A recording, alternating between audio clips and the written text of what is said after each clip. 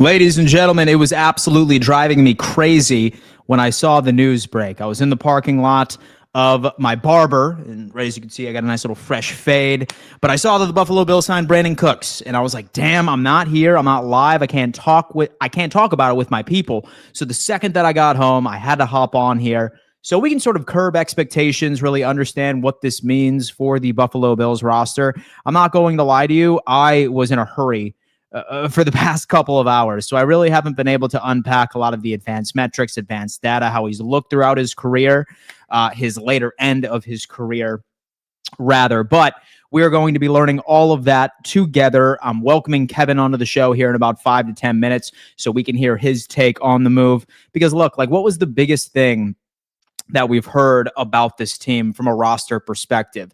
That hands down has everything to do with Josh Allen has no wide receivers, right? Like, where the roster is, we don't have a deep threat. We don't have somebody that can truly be that safety blanket that can stretch defenses and really open up the playbook. Does he ultimately end up being that guy? We are going to unpack that today on this conversation. As always, I ask each and every single one of you to hit that thumbs up sign for me. It's the easiest way to show love over here. And more importantly, I am nosy. How far does Bills Mafia truly extend? Sound off in the comments and let me know. What corner of the globe are you tapping in from? Do not be shy. Where are you tuning in from, folks? Don't be shy. I need to give a giant shout out to our good friends over on Sleeper, folks. Sleeper is bar none the number one player prop platform on the market today, and they are giving you $20 just for signing up. A lot of sports are going on this week, especially Thanksgiving. Great football lineup. You can end up taking that free $20 and putting it toward your first parlay, and they'll also match your first deposit all the way up to $100, 100% of that. So damn, take advantage of all of this. Do not be shy. I'm going to go ahead and pull up a nice little visual so we can talk about our brand new wide receiver. And let me tap in with where everybody is tuning in from today, man. Happy Tuesday evening. It feels like a damn weekend right now, doesn't it? That much I can tell you. Go Bills. We have Southern California in the building. Wyoming is in the building. Halifax, Nova Scotia, Canada is in the building. Let's go Buffalo. Upstate New York. Not happening. Another bum from Beane. Danny Smith, he's had enough. Hurley, New York, go Bills. Your mom's house, Dan. Relax, brother. Guadalajara, Mexico is in the building. Wyoming, Miami, Florida is in the building. Hornell, New York. We got Cody, my guy Cody, in the building. Say playoff start now and all wide receivers are healthy. What's the wide receiver room? So that's a really good question, and we are going to get into it. Like I said, I have been an anxious mess since I was getting my hair cut and I saw this news break, because the first thing that came to my mind was, all right, who's getting cut? Who's getting released from this team? And let me tell you what, it's not going to be Keon Coleman. That much I can tell you. I think Buffalo is, at the very least, if they decide to move on from him, they are going to try and get some sort of value from him, draft capital. I'm not saying that it's going to be a lot. However, I don't think Keon Coleman is going to be a release candidate. Worst case, he'll just never see the field again. He will be an emergency wide receiver, a healthy scratch. The guy on my radar right now is Elijah Moore. Last night, apparently, he went on to Instagram and he posted a picture with this as the description, saying, Ben counted out, not Beane. Nothing new, one foot in front of the other. That time will tell. So while it hasn't officially been announced, guys, say that we have to make some roster moves, this is what I'm thinking this wide receiver room is going to look like moving forward. I do think that Gabe Davis is elevated to the roster. I think Curtis Samuel is added to the IR. That's my theory. Brandin Cooks, obviously, you have Elijah Moore, you have Joshua Palmer. And that's what we're rocking with, guys. That is what I believe that we are going to rock with. But let's see how it works out. Guys, as you're coming in, please do me a favor, hit that thumbs up sign, and let's rock right now, man. 138 of you are in the building. We need all 138 to hit that thumbs up. I think that we can do it. Cooks/Palmer on the outside. Shakir, Samuel, Moore, Shavers on special team. Shavers, I always forget about Shavers. Yeah, right? So wide receiver room for me, this is my thought process. somebody is going to have to go once Gabe Davis ends up getting elevated. It could be because Curtis Samuel is being added to the IR. I would not be shocked if that was the case, but this is where we're at right now. And funny enough, you have Brandin Cooks right over here, right? You have Cooks, Palmer, and Shakir as wide receiver 1, 2, 3. Gabe Davis, does he ultimately end up just getting signed to the roster? Do keep in mind he has one more practice squad elevation. Then afterwards, we have no choice. Like, we could either shelf Gabe Davis and wait until the playoffs, where we could elevate him as much as humanly possible, but look for Gabe to actually end up making this squad, and then Terrell Shavers. So if I'm a gambling man, what I think it's going to look like is just rolling with 5 wide receivers at any given day. You have Keon Coleman as a healthy scratch, and then I think Elijah Moore is going to be released, and I think Curtis Samuel potentially will be added to the IR. And then once Mecole Hardman comes back, who knows? Maybe he comes back as our kick returner. Maybe yet again another fringe type speedy wide receiver for a playoff run once his IR is all over with. I mean, we're all just sitting here waiting on some thought processes. But what can we anticipate here from our good friend Brandin Cooks? What can we get from the guy? He's 33 years old. That much I can tell you. So what I would like for everyone to really put into perspective is, more than likely, he's not really going to be much of the player that he was in years past. He's been removed since 2021, his last 1,000-yard season, so we haven't seen that in quite some time. But what I care about is efficiency. Can he still get open? As far as go routes, as far as a vertical type wide receiver, he technically fits the mold, because you often hear where you say, oh, well, Curtis Samuel and Elijah Moore are very fast. Why are they not implemented into this offense as your field stretcher, if you will?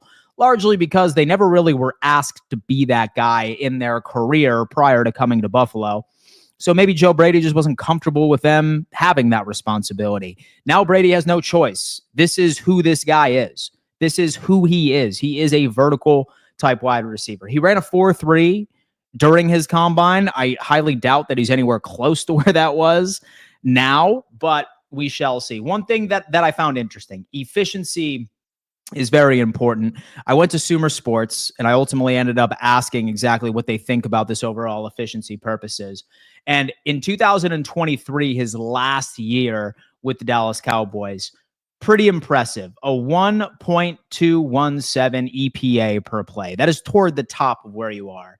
And then so far this year for the New Orleans Saints, he has a 0.764. Now, in totality, right? Like, now we're kind of curious of what players are sitting as far as the Buffalo Bills, right? Where does he end up fitting in on EPA per play? So how good is he compared to everybody else on this team? Let's double check and take a look. Right now I have FTN pulled up. It is my favorite advanced analytics platform on the market today. I'm going to go ahead and refresh this screen. Hopefully we can get it back to where it needs to. But if I remember correctly, the most efficient wide receiver we have on this team is, as no surprise, is our good friend Khalil Shakir. So let's go ahead and double check this. I'm going to go with teams. I'm going to go only Buffalo. I'm going to go only Buffalo right here. And then we're going to go EPA. Where are we at? Per target. So the most efficient receiver that we have on this team right now, surprisingly enough, is Dalton Kincaid. And he's not even healthy. Maybe he comes back, right? This Sunday against the Pittsburgh Steelers. Perhaps, maybe. And that's a big maybe. But then our next best wide receiver is Keon Coleman at a 0.138 and Khalil Shakir at 0.118 as far as EPA per target. Now what we're getting is Brandin Cooks in 2025, 0.764. So automatically, based off of efficiency, he's going to be the second most efficient pass catcher on this team. So in my opinion, I think all things considered, where this team is from a roster perspective, limited sample size, It's the best possible move that you could make right now. It's the best possible move. He is automatically, based off of efficiency, he is automatically the best wide receiver that we have on this team. Basically. I'm not sure if we should be celebrating that. However, very interested to see what happens. Let's go ahead and also take a look at some of his advanced metrics, which I think you might find intriguing here. Let's go ahead and roll this in while it's pondering. Or maybe his EPA is not even here yet. And just because of targets, because he's had quite a few of it. Y'all aren't going anywhere, so cry with your ice cream bucket. We will see, my friend. I'm sure ice cream is your favorite thing on earth. I'm sure mommy takes you to get ice cream after preschool each and every single afternoon, my friend. Mason Rudolph might cook the Buffalo Bills. From what I understand, it might be Aaron Rodgers based off of the sentiments that we've been hearing from our good friends here. We have Scott Vanaloo is in the building. Question, now that we signed Cook, and do you think that he can at least help on third down situations, especially with so many injuries, wide receivers? What's your favorite dish? Thanksgiving, and do you like dark meat or white meat? Big dark meat guy. For myself, I am frying a turkey this year, and I'm baking a turkey as well. I'm smoking a ham. I am having quite a few people over to my house. So that is it. I'm a big mashed potato guy as well. I need to have pristine mashed potatoes in order for that to be my go-to here. Anyway, let's go ahead and double check because I'm really curious to see what Cooks ended up looking like in 2024 based off of efficiency so we can have these numbers. Anyway, guys, let's go on ahead and let's lock in to a question and a statement segment. Do me a favor, label each and every single submission with either a Q and or an S. We have a lot to unpack about this new wide receiver, what this room is going to look like in the future, and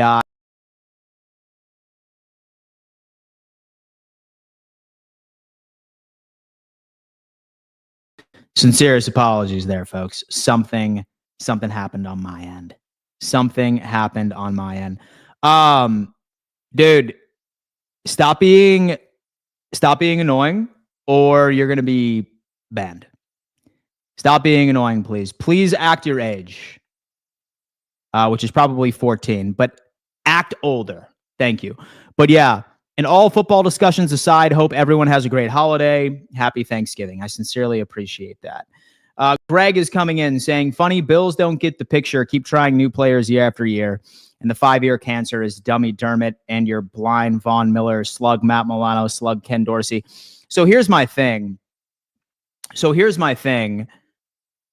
What could have happened today that you would have been pleased with? Like, what could have happened today?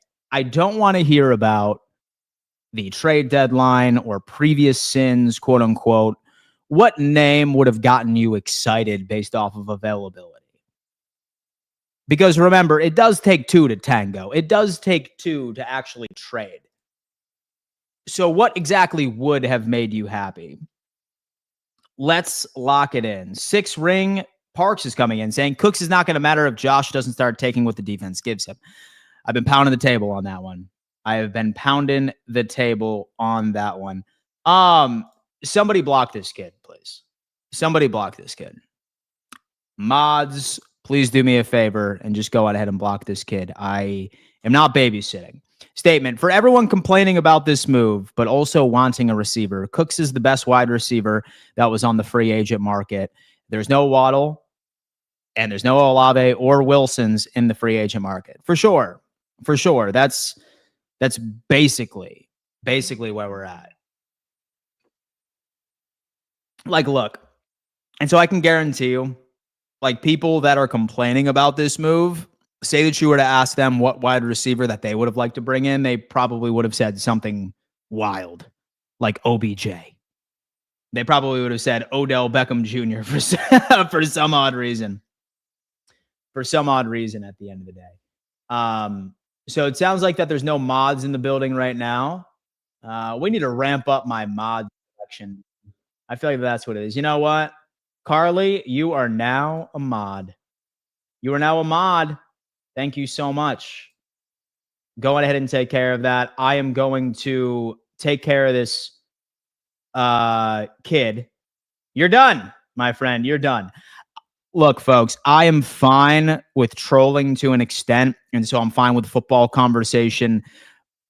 But if you're acting like a child and just repeating the exact same thing over and over again, it's kind of ruining the experience for the kind people that just want to talk football, right?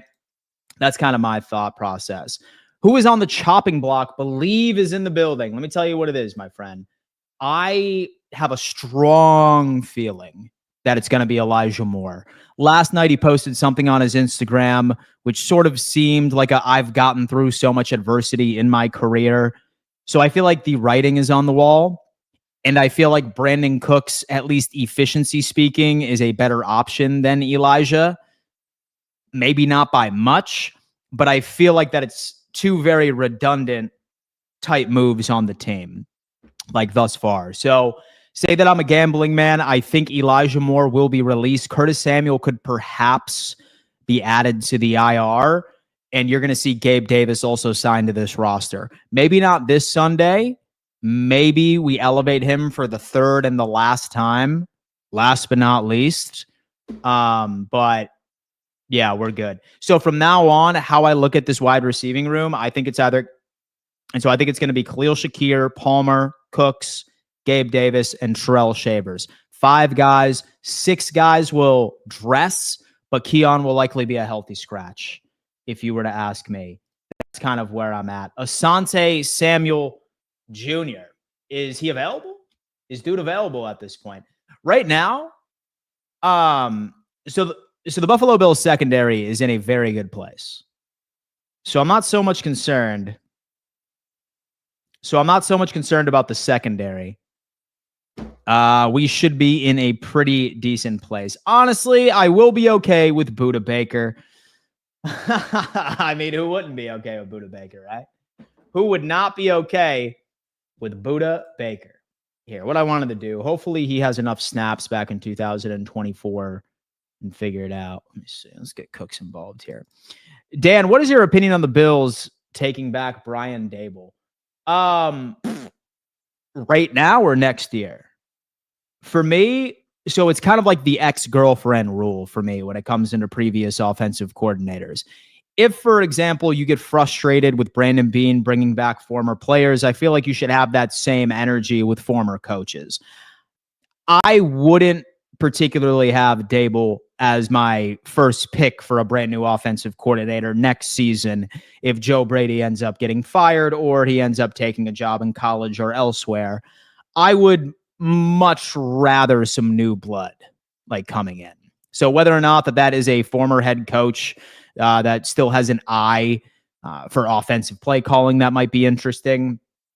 But no, I probably wouldn't welcome back Daboll. I would not be happy with that move. It's probably unpopular, but of course, here we are. Kevin, what up, man? It's good word. How are we feeling today?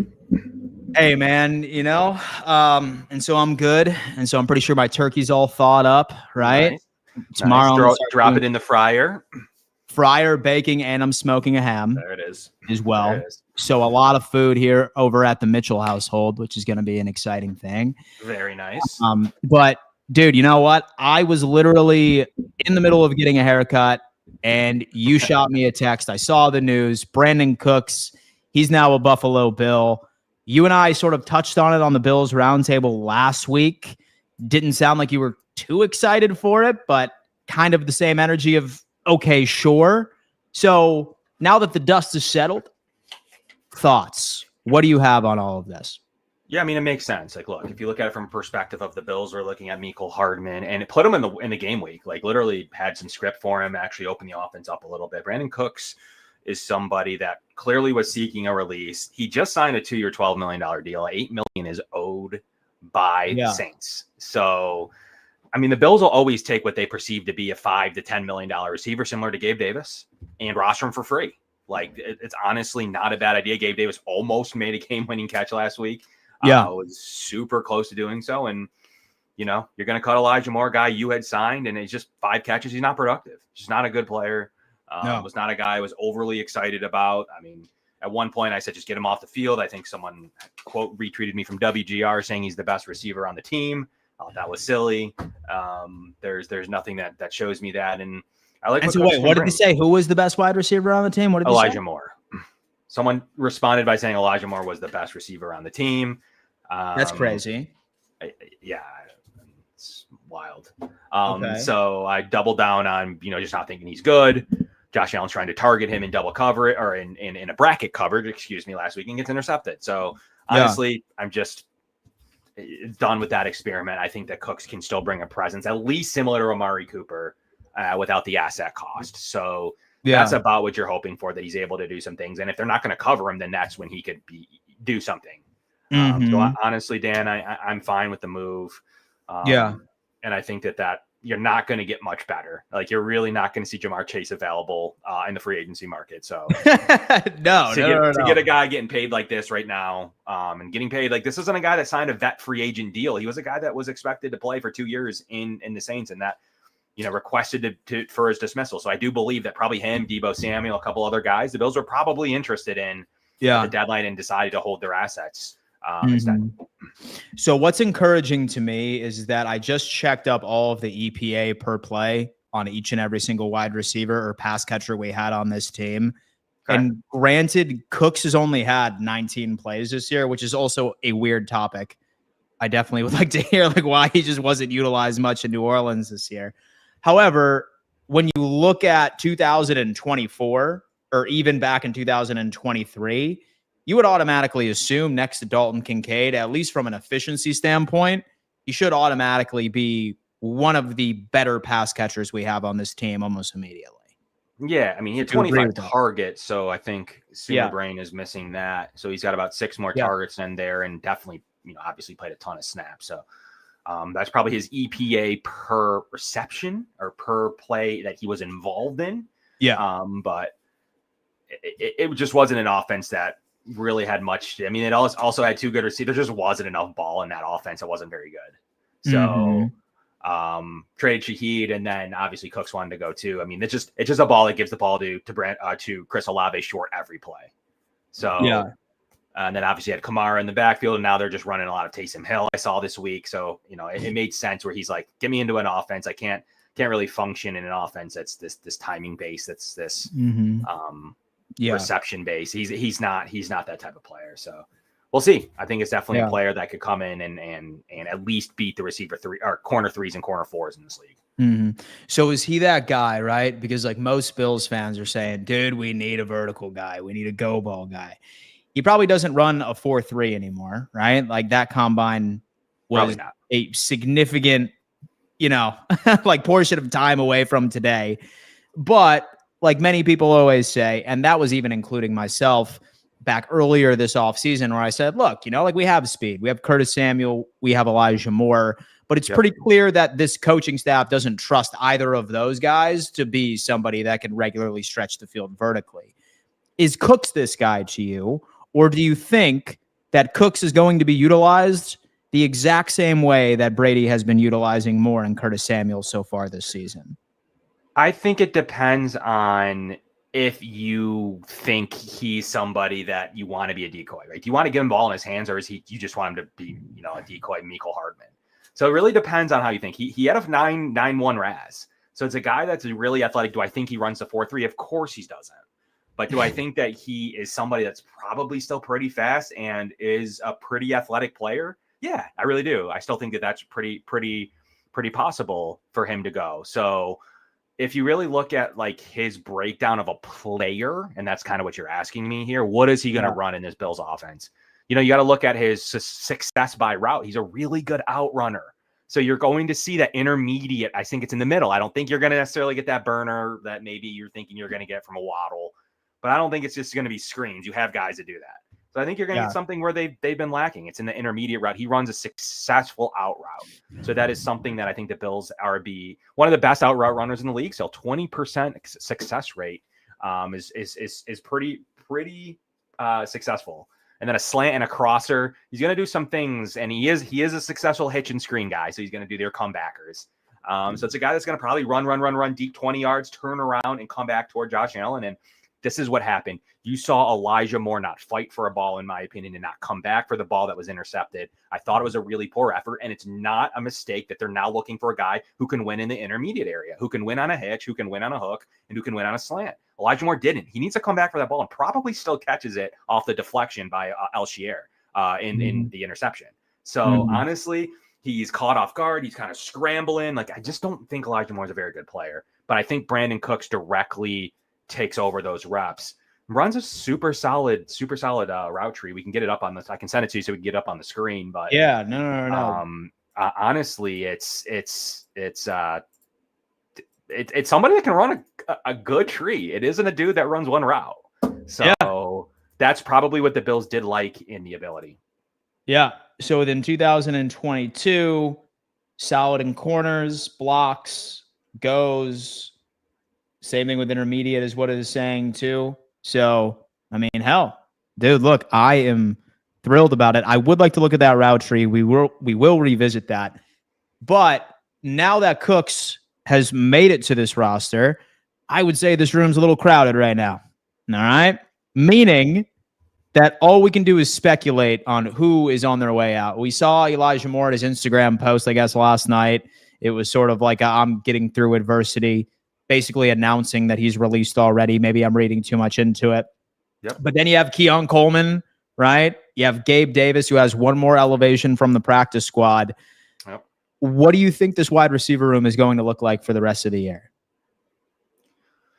That's a tricky question. You're probably going to use your elevation from Gabe Davis because Jacksonville's paying him anyway. So you don't need to get him. There's no reason to really get him on the active roster and use a roster spot. So, I mean, if you're counting after Pittsburgh, so now you're looking at Cincinnati, I guess. From Cincinnati forward, you're probably going to go with Shakir, Palmer, Gabe Davis, Terrell Shavers. Cooks is obviously on the active roster. And you're probably going to have to carry 7, but you're going to cut more. Obviously, Hardman's on IR. I still think Coleman plays sometime this season. I wouldn't be shocked. Okay. Yeah, I don't think he gets healthy scratch the rest of the year. I really don't. So, no, I think you see him. I really do. So is there a world where we keep Gabe Davis stashed in the practice squad for the remainder of the season, but then we just elevate him for the playoffs? Or what are you thinking? I think he's been utilized too much. I mean, there's a world where they could do anything at this position, like literally anything from make Samuel inactive the rest of the year. We owe him anyways. To Shavers being inactive after that big week. They could just say, you know what? But he's a core special teamer, but they took him off of special teams for last week. He didn't really produce. I mean, honestly, outside of Shakir and Palmer, they could go anywhere. It's really a potluck guess right now. Seriously. I don't think we know which of those guys is going to get cut. I think it's going to be more, and then which of those guys is going to be inactive. It could really be any of them, truthfully. Could be Samuel, could be Shavers, could be Davis. Doesn't play. My guess is that Moore is released. Yeah. And so I don't know if it's over or under 24 hours from now. I would assume it's probably going to be early tomorrow morning that we hear that Elijah Moore has been released. Hot take, I think Curtis Samuel is added to the IR. Okay. Hot take.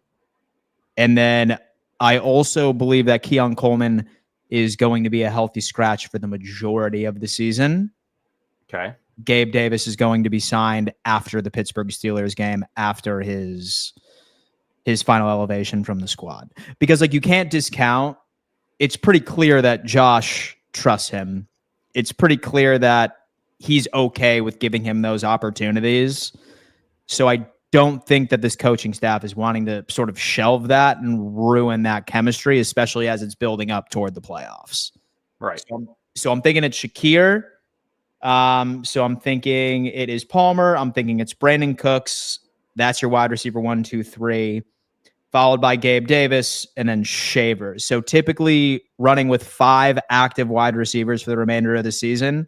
Keon's your healthy scratch, and Keon is only ever activated if he needs to account for an injury. And then we start shopping around this offseason to see if we can at least get like a 7th round for him. So I mean, that's the question. Like, do you still use him and show that he's still a player that can have value, or are you just done with the experiment now? Like the way that McDermott answered on Friday, after the game showed me that I thought that maybe that was before they knew for sure if they had Cooks or not. He was officially waived, not until this weekend. But it did seem like he was on the right track, and it did seemingly make it interested that he may play.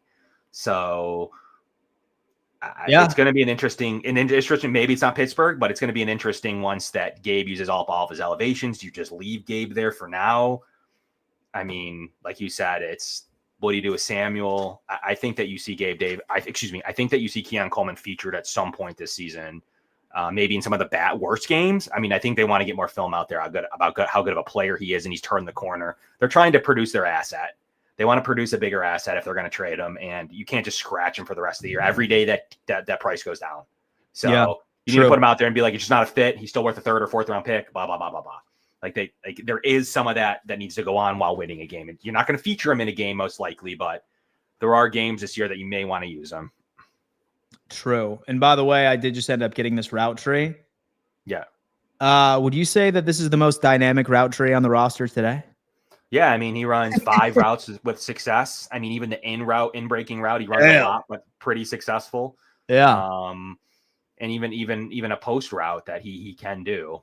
So he can do a lot of, he can run the tree. So this is where that deep out, man. That deep out is looking very nice. That's the route that Elijah Moore did not accomplish, in my opinion, against the Texans. That's that deep out. Brandin Cooks, get it done for us, man. What do you think his snap count's going to look like on Sunday? So is he enough of a vet where we're going to see him out there like really taking some considerable snap responsibilities? Or so do you think that this is going to be a repeat of Amari Cooper's first game last year? I think it has to model Amari's, but I don't think it'll take long before he's getting a significant snap share, honestly. So 30 snaps seems to be the number that jumps to me. I think he can run. You just go tell him to run a deep out in zone coverage. I mean, he can run those routes. He doesn't necessarily. He only needs to know his responsibility. And the thing is he going to be in run plays, right? So you don't want to tell though whenever he's on the field that Cooks might be running a deep intermediate out or a hitch. So they're going to have to protect against it. So that's really what it comes down to. Are they going to trust him in 2 wide receiver sets? To be in the game or not? Are you just going to roll with Shavers? Are you just going to roll with Palmer, Shakir? They still do have some receivers they really trust, especially running the ball. So that's the sticky part of, you don't want him to be a complete tell either when he's in the game. Yeah. Yeah. Say if you were to add fan base, it's pretty clear that they have hit the panic button right now. Yeah. And it's a sense of desperation. Do you think the coaching staff is there right now? So do you think that the coaching staff is there now that they are going to Pittsburgh on Sunday, following that Cincinnati, following that is the New England Patriots? Is this where they start pulling out all the stops, starting with this Pittsburgh game? What do you think we're going to see? Has this coaching staff hit the panic button as well, and they're really going to start buckling down? No, because I think even you've had it on your, personal, when you're releasing some data, and I take the same hits whenever I release stuff. Yeah. But there's things you need to correct. Turnovers. You win the game when you don't turn over the ball, with this team. It's pretty well known. It is wild to me how much people hate data, dude. I texted you last night and I was like, Kev, people are acting like I should be emitted into a damn nut house. Based off of what I've been pointing out, it's so clear. It's so clear that the problem is turnovers with this team. When you see that of all losses, we have 11, all wins, we have 3 total. Something else which I find interesting as well is that ill-timed penalties have been screwing us too. With those ill-timed things, because when you end up looking at first and second down offense, we're really identically to where we were last year as far as yardage to go. But out of all the times Josh has been sacked, his yardage to go on third down is 9.6, 9.7 yards. 9 times out of 10, why that's happening, it's because Deion Dawkins is out here shooting himself in the foot with a damn false start penalty or a holding or something along those lines. So in my opinion, number one is turnovers. Number two is undisciplined football. Number two. And then number three for me, what was next on my list? I think I just sent really, you a pressure rate to sack. Was that possibly how it's quadrupled? Josh Allen's getting sacked the most in the league with allowing the least amount of pressures. Yeah. Pressure the least amount. Yeah. It's getting to a point, right? When you end up looking at this offensive line and you see, right, that they are allowing the second least amount of pressures all year, right? And you can't tell me that people aren't seeing him run into sacks. He's running into sacks at least 2 to 3 times a game. And people like have this thing and they're just like, oh, Dan, you hate Josh Allen, man. You do not deserve to be a Bills fan. I'm ripping it away. I'm like, look, I refuse to buy in to the popular opinion. I'm just calling it as it is. I see this offense is the exact same place in efficiency, but the biggest drop-off is turnover-worthy play percentage. We went from 12th to 31st, and interception percentage has gone down significantly as well. So it can be fixed. And is it unfair that I ask a quarterback who gets paid $60 million per year not to turn the ball over 2+ times each and every single game? I don't think so. I don't think that that's too much to ask of a quarterback that makes that much money. And why I'm so hard on him and people saying, hey, Dan, like that's wildly unrealistic. Like, oh, that's unrealistic, Dan. It's unrealistic for me to ask my veteran quarterback to play clean football and take what the defense gives you. I don't think so. I don't think so. And I feel like I'm being gaslit by the vast majority of the fan base. And it's wild to me. Look at the one chart he's bottom left in. Low pressure, high sack conversion. I mean, he's not getting pressured enough to be where he's getting sacked to where everyone's saying fix the O-line. I see that, and like that's wild. The Bills are the number 1 or 2 O-line in most metrics. Yeah, Spencer Brown played hurt. That wasn't great. And yes, they didn't chip for him, mainly because he was hurt. And we still don't know how much he even said to the training staff about how hurt he was, right? I mean, just because the booth was saying that, Kirk Herbstreit was saying that Spencer Brown was hurt, that doesn't mean that he's not telling the staff he's fine until they finally are like, dude, you can't play anymore. Like, this doesn't look right. He's like, dude, it's hanging off your shoulder. Right.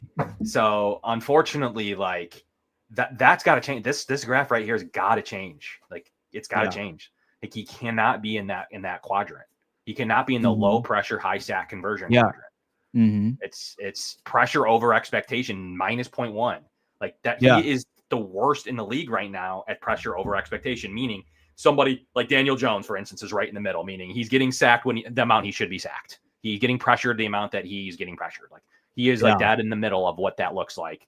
But Josh Allen is severely at the low end of this. This has got to change. Like this is not an offensive line issue. It's really not. Yeah. And so the thing is too, like when you end up looking at pressure too, like I did bring this up earlier this week, and I'm really hoping that he has a great game. Like dude has a great game on Sunday. So I could stop talking about this and I stop getting death threats in my DMs. That would be great. But I did point out that over like 68% of the sacks that have been called against him have been his fault. Like per FTN fantasy. And people were like, damn, what are you talking about? I'm like, all right, well, first off, this offensive line is giving you 2.9 seconds until pressure, not even time to throw. It's until pressure, 2.9 seconds, and an average of 2.5 seconds to throw the football. Like, what are people expecting from an offensive line? Like, barring a holding, like not being able to hold these pass rushers, what amount of time is reasonable for you guys? And what would you consider to be an elite offensive line? Because for me, if, for example, that an O-line can give a quarterback above 2.4, 2.5 seconds, that's the best in the business in my eyes. I'm not sure where you are on that. Yeah, an offensive line's probably not looking at a 27% pressure to sack rate. So I'll tell you that right now. It's like toward the bottom of the league. Like Aaron Rodgers has been pretty poor at it too, but at least his pressure his line hasn't been quite as good as the Bills. Their line's been okay. But realistically, that's like a 10% over expectation. So like they're really expecting Josh to be sitting kind of where Tua is, let's say. right now based on how the line is playing. And then if you add in any positive progression, meaning Josh Allen's actually really good at usually avoiding sacks, you would probably expect to see Josh Allen, say Jaden Daniels is on this chart. That's about where you're expecting Josh Allen to sit. Okay. Yeah. And he's sitting a good 15 points lower than that. It's just not good enough. Like that's an offensive line that has the number 1 pass block win rate. On top of it, that means how well is each of the offensive linemen playing in their individual one-on-one assignments. Everyone's like, the Bills only blocked 5 because they were number 1 in the league in pass block win rate. Why are you going to take this is ridiculous to me, Dan, that you want people to take a weapon off the field when we already don't have weapons. That's what I'm being told. Take weapons off the field, put another blocker in. Terrific, guys. We want more people that aren't able to get open. Like, what are we doing? So we want to block 4 with 6, have 4 eligible receivers on an 8-man coverage. You guys are crazy. I cannot fault them for that stupid freaking video that we see from either Emmanuel Acho's disingenuous breakdown. Yeah. First off, what I would like to say about that guy, like everyone's been throwing that right in my face. Guys, you need to understand something. He's the same dude that like made a career on Fox for shitting on the Bills.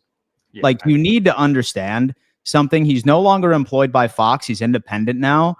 He's riding with the popular opinion. It's genius marketing. And so I'll give him that. But the first play, Kev, that he pointed out, he's like, look, nobody's open. Had James Cook. Yeah, the check down. Like 2 guys wide open underneath. Like he doesn't understand. Come on, dude. Like guys, like look. Like do me a favor. Defense, check downs. He knows that. He's smart. He's a football guy. He knows. Dude, he knows exactly what it is. Like why on earth are people taking that as gospel? Like, why on earth are they? When that was the same dude that came up and said, sorry, Buffalo, your window's closed. You're awful. You're not going to make it anywhere. Guess what? AFC Championship. How short our memories are. How short our damn memories are. You hear what you want to hear. They're pretty short. So dude, you do. Dude, you do. You hear what you want to hear. So from now on, I just tell you guys, like, tell me what you think. Don't tell me what you heard somebody else think. Tell me what you think. Watch the film, okay? And ask yourself this genuine question. Could Josh Allen have thrown the football away rather than run 20 yards backwards and take a sack? Probably. In a field position half against a bad offense. Yeah. You punt it. Like, you punt it and for plus yardage in they 4 punts and a turnover that the Bills defense still stopped for a field goal. And it's 5 drives, 4 punts, 1 field goal, alpha turnover for the Texans offense. Yeah. You probably don't take a 19-yard sack. No, you don't. And plus, like guys, like I said, 28 sacks. He has been sacked this year, and 19 of which have been his fault. Right. 19 have been his fault. And how they end up looking at QB fault sacks. Yeah, there's his pressure to sack, 26% right there. Yeah. So how they end up looking at this is they say, was there a guy open that he missed, or should he have thrown the football away? Did he have enough time to throw the football away? Now, maybe you could go up and you could say, hey, like he's trying to roll outside. He's trying to scheme guys open. He's trying to give wide receivers more time to get into it. But it's always like the same thing. So I'm sorry, but I'm just not buying. I am just not buying that all of a sudden that this offense just doesn't work anymore, because we are literally dead in center with just about every single offensive metric from last year, with the exception of a significant regression in turning the football over. That is the only thing that is different, folks. And like my thing, Kev, is this too. Like very oftentimes when you look at negative plays, sacks, or like picks or something along those lines, those weigh heavier, like right in the back of our mind, but people never acknowledge the fact that largely it's like 8% of the game. It's like 8 to 9% of the game. I don't know about you, but I have never in my entire life have ever seen an offense have a wide open wide receiver each and every single passing attempt ever in my life. I have never seen one game where it is just absolutely perfect out there. So I feel like we put too much weight on such a small portion of the game, and we need to be able to execute and improve on just a couple more of those plays. Like flip some of those negative plays, like flip 2 or 3 negative plays, and we would be having an entire different conversation. I think a lot of us would agree that if we didn't turn the ball over 3 times versus the New England Patriots, I feel like we would have won that game. Let me know, folks, in the chat. Say that you disagree with me. We probably would have won that game. Say that we were to skirt away with one less turnover. Probably would have won the game as well, minus Houston, if we didn't turn the ball over at least one less time than what we did. That's what it is, guys. Turning the football over. Why I'm so hard on Josh Allen about it is just because I'm not asking him to do something that is impossible. He did it last year, and he did it efficiently. He did it with the exact same wide receiving core, at least from a DNA perspective. So that's why I expect him to do it, because it's not hard to play smart football. It's not. I mean, I'm with you. It's not hard. Like you have the numbers right up in there. 19 of the 28 sacks are on the quarterback. That's just not going to fly. That's just, and then right next to that number, you have total pressures and pressure to sack right there, 25.6%. And we saw the chart you just had up. That's toward the bottom of the league. As for a reference point, everybody, for anybody who doesn't understand the numbers, it's not good. It's a guy that's usually very good at it. He was a positive EPA coming into the year of a guy that when blitzed and pressured, was the only positive pressure EPA guy in the league. Now he's regressed so far that he's terrible at it. Like, that's got to correct itself from being like toward the top and the best in the league at it to being toward the bottom is not ideal. Yeah. So the really Buffalo Bills are the 4th best offensive line in pressure. Like stopping pressure too. And that chart tells us that. Like, that chart we had up shows us that the offensive line is not the issue. Go ahead and swap out the tackles, or if you want to swap out the guards, all you want. The Bills can run block with the best of them right now, and they're one of the best per the pressure. And run block or pass block win rate is number 1 in the league on a one-on-one basis. The Bills hedged their bet and said, you know what? We didn't expect Spencer Brown to get hurt. And clearly with the Tylen Grable off IR news, they're expecting him to miss time. So ultimately, you don't expect the 2 best bookends in the league to need extra help. Okay. No. Like, of course, they may lose some reps against some of the best in the league too, but you expect strength on strength. You expect your strength to win. You don't game plan for my strength. I need to help my strength out. Like, that's not necessarily how you game plan it. Although in hindsight, it says we should have chipped 17 guys and had 1 eligible receiver. Yeah. Like, you were expecting to win because you were expecting to at least mitigate the pressure and have 5 eligible receivers and finding room in the zone, not throwing into a honey hole on a play action that didn't work because you didn't sell it, and it getting tipped for an interception with your receiver and Elijah Moore, who should be cut, not fighting back for the ball. Like, you didn't expect that. You expected James Cook for the easy 7-yard gain on that play. Yeah. So really what I would like to do as well is just have people look at Josh Allen from an objective lens. Because what do Bills fans like to do to Ravens fans on Twitter? Let me ask you this question. Like, what do Bills fans like to do about Ravens fans on Twitter when they're criticizing Lamar Jackson? We typically troll them, right, for not being able to acknowledge that his efficiency drops off significantly in the playoffs. We're like, oh my God, you're delusional. You refuse to ever criticize your QB. It goes with being a fan. We get it. And we're not rooting against Josh Allen. We love Josh Allen. I still think he's the best quarterback in the NFL by a country mile. I really do. But what I'm asking him to do is just get back to what you did last year. You have the exact same roster, exact same theme type wide receiver, have a top 5 offensive line. You're still making the most out of your first and second. You have a great running game with James Cook, right? Have a wonderful tight end in Dalton Kincaid. Have the best yak wide receiver in the league with Khalil Shakir. Just do what won you an MVP last year. That's what I ask from him. Like Kevin said, he thinks that Josh Allen's just getting bored with it, right? And he's saying, screw it, man. And so I'm getting sick of this underneath stuff. All I want to do is just whip it down into triple coverage. That's a great thing, but also acknowledge the fact that you can't celebrate and say, oh, it's time for Josh to put on the cape, right? It's time for Josh to put on the cape, man. Like, that's what happens when Josh plays Super Bowl. But then when the opposite happens, you say, oh, he has no help. It can't be both ways.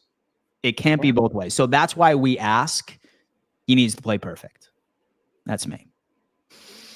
Yeah. And a guy that, like, the cap, like, we are, it's not baseball. So we do have a cap issue coming up where these quarterbacks, Mahomes including, look at some of these rosters. Lamar. He's struggling too.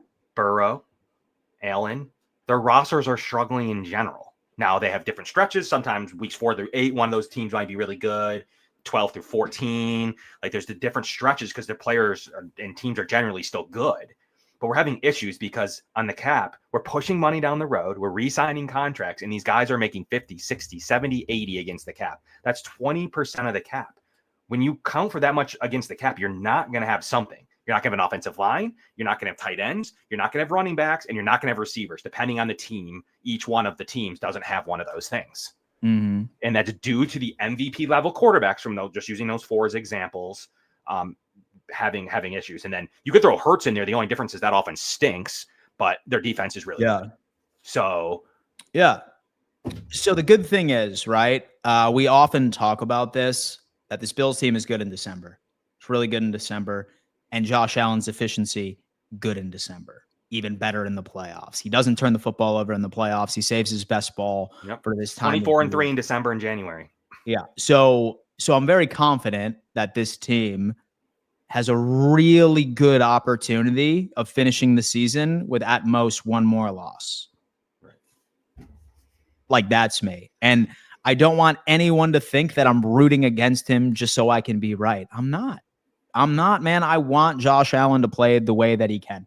Because, look, we don't have the roster, right? Like, we don't have quality weapons. But why I'm so hard on him is that he literally won an MVP last year. And don't tell me it's because Matt Collins is not on the team. Because people apparently love our revisionist history. People love Matt Collins with his 300 yards. I mean, they love Matt Collins and his 300 yards and his Fred Flintstone costumes he would come up into the locker room with. Wow, great, fantastic. You would think he was 1,000. Yeah, you're right. I'd pay him $12 million too. Come on. And then guess what you do? Off his 378 yards, you would be complaining so much about how bad of a contract it was, and you'd add him to the tweets that you're making now, Matt Collins and Dawson Knox, and you would calculate up the cap just like you do. So like ultimately, I'm not buying that you think that Matt Collins at $8 million a year was a good investment for a 370-yard special teamer. Sorry. No. No. But so the good thing is we have perceivably gotten help. I'm very optimistic about Brandin Cooks. We'll see what his game looks like against Pittsburgh. I haven't really dove into the advanced stuff yet, Kev, on Pittsburgh yet. But what are your initial thoughts for this game? What's your confidence level? So against this squad, second best team in taking the football away. So that's what they have going for them, because ultimately they're an average defense. They don't stop the run particularly well. They're really bad against the slot receiver. I think one of the worst in the league. There's definitely, Porter's off of an injury here. You're going to be missing their first round pick, and Derek Harmon's already ruled out, and Broderick Jones, their tackle, has already been ruled out too. So, you're getting Rodgers, who probably is more limited than Mason Rudolph, honestly, with the hand. What can he? How well is his grip going to be? Is he going to need to get the ball out quick? Honestly, advanced wise, it's just nothing great to me. Like, I think the offensive line, look right there. I mean, the offensive line, we saw Rodgers right next to Allen on the chart of people that are getting sacked too much. I mean, their offensive line's allowing limited pressures as per your stat you have there. He's taking sacks, though. He's taking sacks. Yeah. So ultimately, it's nothing that really sticks out to you outside of the differences. I don't believe they have the back seven. In my opinion, I don't like their back seven much at all. That causes me too much harm too much cause for concern. Can the Bills take advantage of it or not? They still have really good pass rushers. It's a little different than Houston, though, with the back that they have in terms of their corners. So yeah, we're going to ultimately see. I like when I see that teams are bad against slot receivers, because the Bills have 4 of them. We have 4 slot receivers, folks. So get ready for another 400-yard passing game from Josh Allen. And I will allow him 1 pick. Sure. One pick is fine, but that's where it's one pick is fine for me. Okay, 1 pick is fine. Say that Josh had the amount of picks that he had so far this year, and he only threw 1 a game. I think we could be undefeated right now. Right. I feel like we'd be undefeated, man. Josh, I will allow you to throw 1 interception. That's it, though. Okay, so be strategic of how you want to throw that interception. Right? That is all that we ask of you. Guys, let's go ahead and transition over into a question/statement segment of the show. As always, in order for us to decipher that you're speaking to us and not entwined into an internal conversation within the live chat. Please label it appropriately with either a Q and or an S so Kevin and I can do our best to answer. What is on your mind, man? Brandin Cooks, so the state of this offense. The Steelers. Should we tar and feather Brandon Beane since he likes bringing back old players of the practice squad? Whatever you think, whatever's on your mind, let's have a question. Let's see what we got. Johnny Tran is coming in with a great question. He says, can we still win the division? Well, we have a limited percentage-wise of winning it based off of how the New England Patriots schedule is laid out for the remainder of the year. We would need a lot to happen. We would not only need to beat the New England Patriots, probably win out, maybe one loss. And if that loss is against Philly, it's probably the best game to lose out of any of them. We would also need either, so the Jackson Dart-led New York Giants to pull off the upset of all upsets, plus us beating them, and then Baltimore, who should be desperate at that point, trying to get into the playoffs / win their division. Or we would need to trust the Miami Dolphins or the New York Jets to somehow, some way beat them at the end of the season. Not too confident in that, Kev. Thoughts? Yeah, so once again, you're correct. So either you need 3 losses total, and you just label the 3 that could happen, or you would need 2 of them, with one of them being the Bills, obviously, and the other one being Miami or New York. If the Bills will win the tiebreaker in this situation, I've done a lot of permutations. The Bills will win the tiebreaker if they're tied, in my opinion, as long as they lose to a division team. So if New England loses to either game, I think the Bills will win the division. If they are able to take care of business in those 2 remaining games to end the year, I don't see them losing 3 games. So I do think that New England will drop a couple of games. Just like for the Bills case, if New England loses to the Giants, it's helpful, obviously. However, it's best case for them. That's the game they probably pick to lose, with it being an NFC game and a non-common game. So if the Bills actually beat the Eagles and the the Patriots lose to the Giants, the Patriots actually grab the common opponent's tiebreaker from the Bills. So it gets sticky. It gets sticky because common opponent is actually the number 1 tiebreaker after division record, before AFC record. So that's one thing to remember as you're breaking ties in the division. So it's not over if they beat the Giants. I guess that's what I'm telling you. It comes to a level to where you may need them to lose one of those 2. The easiest path is win out and have them lose to the Dolphins or Jets. That's the path to the 1 seed. Mm-hmm. I think that's the 1 seed too. In my opinion, in my permutations, if the Bills win out, that would be very close to the 1 or 2 seed in that case. So I think the Pats are going to win on Sunday, but I do think this is going to be Drake May's worst game. So especially with Will Campbell likely out. Same thing with their left guard. So their entire left side of their offensive line is going to be gone. And with that Giants pass rush, which was causing havoc against Jared Goff last week, I think this is going to be a rough one for Draco. And lots of regression coming. 17th DVOA, still one of the worst 2-loss teams ever to play the sport, ever. Yeah. Per FTN. Not Kevin, per FTN. So at some point, regardless of the easiest schedule known to man, 300 win percentage, at some point, it's going to be the bill is due. So maybe it comes in the fact of the last against the Bills Ravens, and they still win on a tiebreaker. That's possible. Because we lost to the Dolphins, but ultimately that's going to come due, and they got to start to perform a little bit better than they are, even though they're winning, which is what you're ultimately trying to do. But I think that bill is going to come due for them soon. Look at that. We have Together 336. He's coming in with something interesting. He said, watch Pac-Man Jones said about Josh Allen, play him coverage, cover 2 or cover 4, and make him beat you, and it's a wrap. No cover 1. So Miami and Houston played him that way and torched him. Cooks ain't it. Well, is that what Pac-Man said? All that? Yeah. Okay. I mean, I'd have to see the context of what Pac-Man said. So they're saying, so the Bills have been play seeing zone and you win. Zone. Yeah. So the Bills have been seeing a bit more zone, but I think it's a bit deeper than that.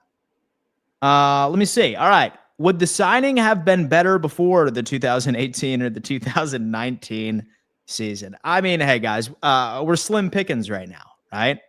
Like I said Maybe they earlier, can pry today, Jamar Chase from the Bengals. yeah, exactly. How dare you, Beane, for not forcing the Cleveland Browns to release Myles Garrett?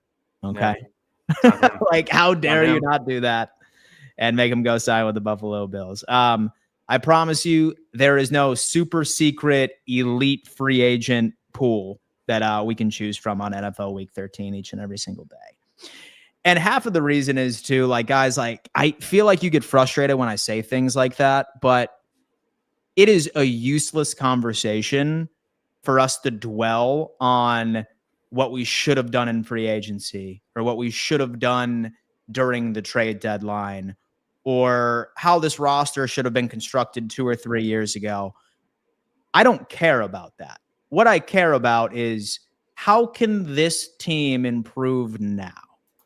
How can we get better at things that we can actually control? Like, yes, like you heard me pre-draft, I wanted a wide receiver. And so I wanted Kyle Williams. Now he's a Patriot. Great. Right? I'm not even sure how he's doing this year. Maybe he wouldn't have been anything for us. Who knows? Right? Like, yes, like I wanted Jalen Waddle. I wanted the Garrett Wilson on this team. I wanted it. Listen, I acknowledge that we don't have the best roster around Josh Allen. But do you want to know why I'm not taking that? Is because what's the point of putting blame when we can't control that right now? We can put together a winning offense. We've proven that we can last year with a similar DNA. All I want to hear about is how this Buffalo Bills team can win now, can fix their problems now. Miss me with the whole, oh, we should have got so-and-so. Like, stop with that. Stop stressing yourself out. Yeah. And so would you like to add anything to that, Kev? No, I mean, look, like, I still think the WGR clip that everyone loves now is overblown in terms of, like, he was talking about the draft and, like, all they were talking about was receiver at the time. The Bills did not go that route, did not find value in this specific. Not that he said he never had they had all the receivers in the world or something. They didn't find the value where they were picking at receiver, and they were right. This draft did not produce a ton of receivers, in my opinion. Like, honestly, Abuka was long gone and is, quite frankly, the only receiver in this draft, in my opinion, that has produced so far. Like, there's some guys in varying levels of success that have happened a little bit. And, like, I even like Tez Johnson, a guy that went way later in this draft, another you could have selected, but a lot of people didn't like him. Like, honestly, you got Dante Thornton getting reached on. You just had Arian Smith. You just had a bunch of guys that were going rounds before they were projected. Why would we want to be in that camp of another guy that's going to be behind Elijah Moore on the depth chart? Like, they were just like, okay, we could sign Elijah Moore after the draft. And all Beane was saying is, like, look, the season's not over. We could make a trade. We could sign a guy like Elijah Moore, Brandin Cooks, make a trade, maybe bigger names that could come about at some point at the deadline. And, like, I want to talk about the draft that just happened. Like, I don't want to talk about the hypothetical receiver we didn't take. Like, no one's sitting here and saying we have 1 out of 1 or number 1 ranked receivers in the NFL. Like, we won an MVP with this quarterback with this group. We're hoping to make it better. And would you rather him not get Elijah Moore? He's proving right there that he's saying, like, look, I didn't mean to say, like, we have the best receivers ever known to man. I'm going to continue to try to improve that group of receivers. So, like, that's, like, the number one thing, that there's no context in that. He was wanting to talk about the class, and they're sitting here talking about receiver, and they didn't even know which receiver they wanted to even talk about, honestly. So, like, tell me which receiver in this draft class that you wanted, because that's when I was calling in right after the draft as the GM, and you're asking me about receiver. Which one? Which one? You want Trey Harris, who's not playing? Like, which one did you want me to take and when? Like, where did that, like Higgins has been, like, below average for where he got picked, in my opinion. Like, which one are we taking, guys? And instead of Maxwell Harrison, like, I guess you tell me. And I think he was probably just sick of the question of, like, just constantly and then mentioning fantasy football of wanting a receiver that wasn't available. Like, just because the Bills took one at 30 or 28 or 29, there was none to take. So we would further our problem by spending premium assets on this. So that's kind of where I'll land with the receiver as of today take. Yeah. We have a great question to wrap up the show. Jan Sports, knowing that the Steelers play mostly quarters, 2 high shell, cover 6, what must Buffalo Josh do to be successful through their passing game? The one thing that all of you hate. The one What's the full thing that all of you hate, folks. Underneath, baby. What's the way to beat quarters coverage, whether it's a 4x2, like a traditional 4x2 quarters, which is cover 2 at one side of the field? Like, it just really depends on the exact cover 4 on the other. Depends on the exact look of how they run a quarters coverage. But the 3x1 set with the running back on the same side is going to cause havoc on a quarters coverage. I wouldn't expect the Bills to do nothing, Joe Brady in this case, to do nothing the last 10 days, but exact plays that they want to beat zone and specifically quarters. You're going to try to flood one side of the zone, and you're going to probably try to stress the cover 2 side.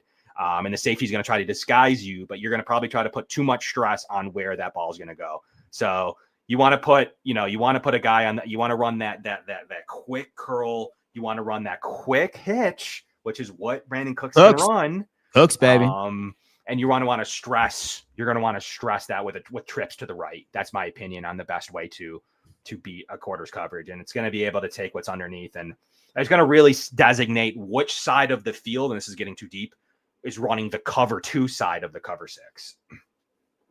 Look at that, folks. Look at that. Well, guys, you are in luck because Kevin and I and the rest of the Bills Roundtable are going to be live tomorrow. I think we said 2, right, bro? Like 3?